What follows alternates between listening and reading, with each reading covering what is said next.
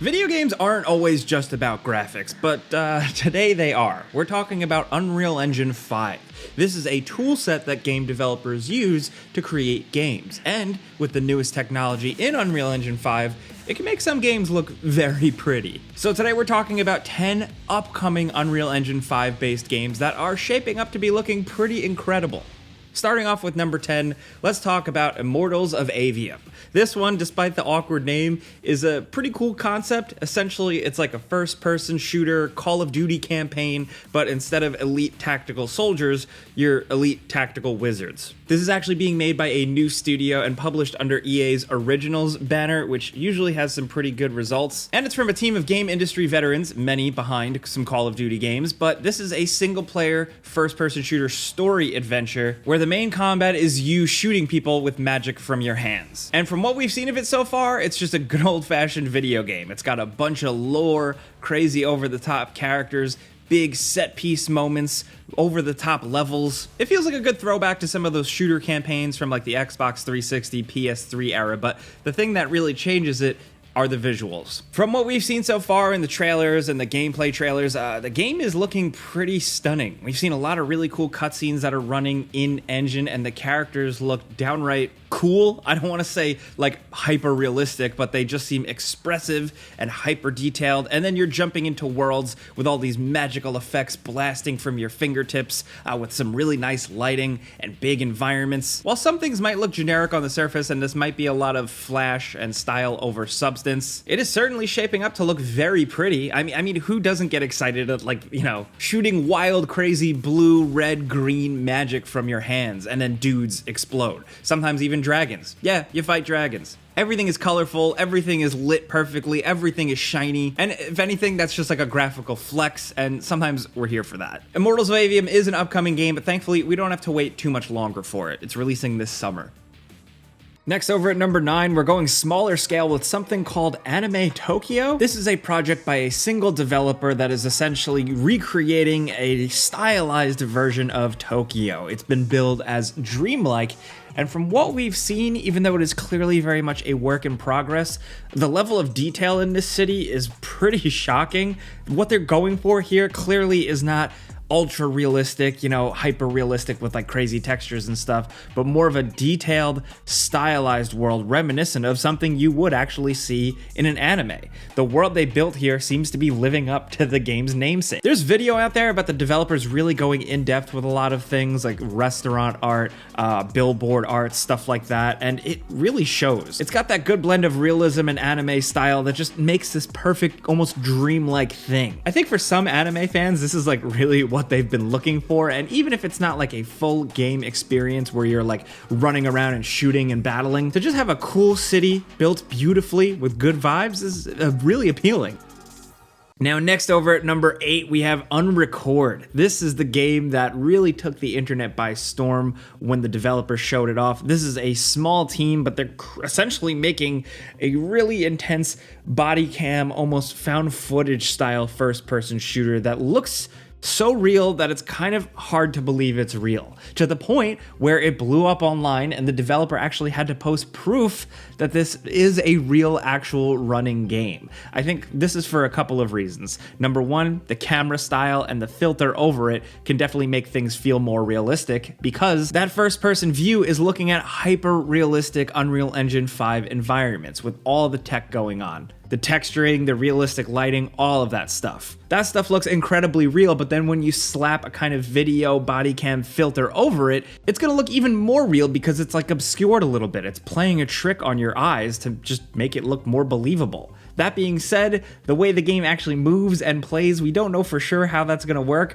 From what we see here, it looks very almost nausea-inducing. But essentially what this is going to be is a tactical first-person shooter where you're kind of like a detective trying to solve this complex police case and investigate all these areas. I mean, from what we see, it actually just looks way more action-packed, and it seems more like you're just a badass shooting bad guys. But the developer did put out a Q&A breaking down like what the game is really going to be, with at least some level of transparency, and they are going to try and go for a nuanced story that isn't just gung-ho. Granted, this is the early days, we don't know for sure, and we have seen a lot of video game projects out there that look too good to be true, so plenty of people still have a lot of valid skepticism of this, like rightfully so, but just judging from the gameplay footage they've put out there that does seem like something running in real time, there's no denying that it's not pretty impressive looking. Even if the game ends up not really being much of a game or it plays like crap, what they have at least crafted visually here is downright stunning. If you ask me, I would just love to see a horror game like this. It's just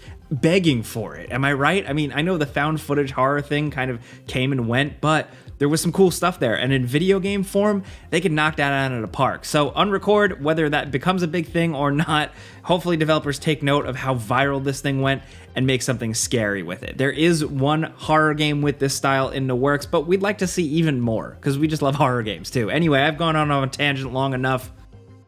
Next up at number 7, we have something called Project RYU or Project Ryu. This is definitely another kind of small experimental experience, but it's still worth looking at if you like to see fancy graphics. What they have established here, and by they I mean apparently a very small 6-person indie team, by the name specifically RYU Production, is create a world specifically for an RPG set in like a virtual Korea. And what we get here is a beautiful and detailed metropolis with tons of beautiful foliage, all different types of atmospheric effects, insane lighting. And we get to see it all in multiple different types of lighting, times of day, weather patterns, and it's pretty impressive looking. From bridges to grimy city streets to the more colorful, brightly lit, clean downtown streets, there seems like there's going to be a lot of variety in this project. Granted, there's not too much to go on if you can't tell by what I'm talking about. All we have is a really cool in-game graphics video, and frankly, that's about it, but it does look cool.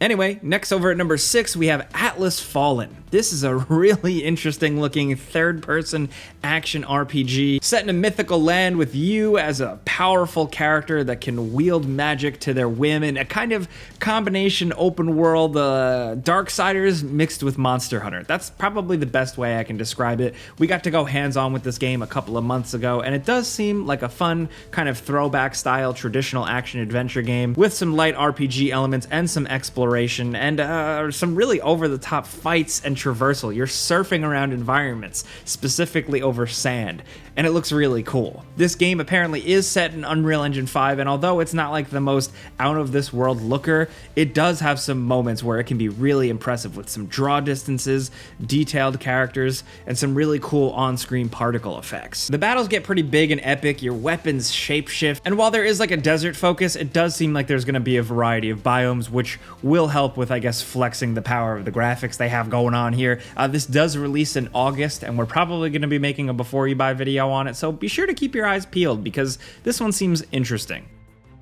Next over at number 5, we have Chrono Odyssey. This is apparently an MMORPG from a South Korean studio called NPixel. They're going big here. Apparently this is going to be on multi-platforms like PC and PS5, and the trailer that they dropped like a month ago is downright stunning. If this is a real game, this is pretty nuts. We see detailed environments, massive soaring buildings with tons and tons of little meticulous details on them, grassy fields, busy cobblestone streets, realistic looking horses, realistic looking characters with cool fight and running and movement animations, detailed bad guys, all of this happening seemingly in real time with a bunch of different effects like detailed flames, water, wind, foliage. This stuff is nuts. Is this going to be style over substance? We don't know for sure, and to be honest, like, I don't know how the heck a game that is a massively multiplayer online role-playing game can look this good, but if they take their time and really go all out, they could truly have something incredible here.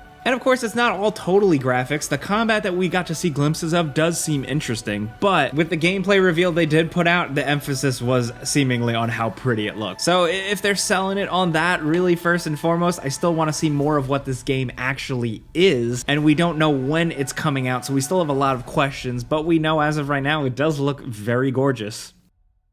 Next, over at number 4, we have Project M. This is another kind of a high concept thing that we don't know when we're actually going to see this be a video game, but essentially what this is a presentation from publisher NCSoft, where someone in the company is like a digital Unreal Engine 5 recreated version of themselves, talking about this new story-based simulated reality type game. That's their quote, simulated reality. I don't really know what that has to do with a video game, but what we do see here from this presentation is seemingly a very flashy, gorgeous looking, cinematic, story-based game, seemingly based around making certain decisions with branching paths. But we see really cool shootouts in detailed hallways, we see showdowns in cramped apartments, we see detailed shiny laboratories and grimy city streets. There's a lot going on here, and although we got stuff that looks like snippets of gameplay, we can't really verify how real this game is yet, but it is definitely NCSoft showing that they are here to play, specifically with the next generation of gaming and a budget, and also just clearly Unreal Engine 5. Because yeah, this looks really cool and all visually, but like we still don't have a good idea of what the hell this game even is. But hey, moving on over to number 3, we got a real genuine game that's coming out soon to talk about. Like, it's tangible, we can see it. It's S.T.A.L.K.E.R 2, Heart of Chornobyl. Now, this development studio has been through a lot to get this game out there, and although it has been delayed many times, it is shaping up to be pretty damn awesome. Now, the S.T.A.L.K.E.R games are significant because they really were incredibly unique on PC when they initially released, and kind of created like their own subgenre in a way. So for the series to return, but also return and look absolutely downright stunning, it's a big deal. We've been looking forward to this for a while, and as you can see on screen here, environments are filled with detail. The dark areas are incredibly dark and realistic, with the light of a nearby fire dancing across the walls, detailed environments during the day littered with objects floating around thanks to a scientific anomaly. You're going to be experiencing this all in first person, investigating, dealing with anomalies, and trying to survive in this post-apocalyptic wasteland, but also shooting bad guys with seemingly realistically modeled guns that you're going to be able to manipulate and customize and see. And really, it just seems like they're going full bore with this one. And not to mention the fact that it's going to be a technically non-linear story in a full open world. We really are hoping that the final product is as stunning as it has looked leading up to it, because damn. Now down to number 2, we have Black Myth Wukong. We've been talking about this one for a long time, and essentially this is a Souls-like inspired action RPG developed and published by an Asian studio based specifically around the 16th century Chinese novel Journey to the West. This is like classic mythology stuff. If you went to college and studied literature, you probably understand more significance of this main kind of monkey-like character. And while we saw a pre-alpha gameplay many years ago with a lot of people going, wait, is this going to be a real game?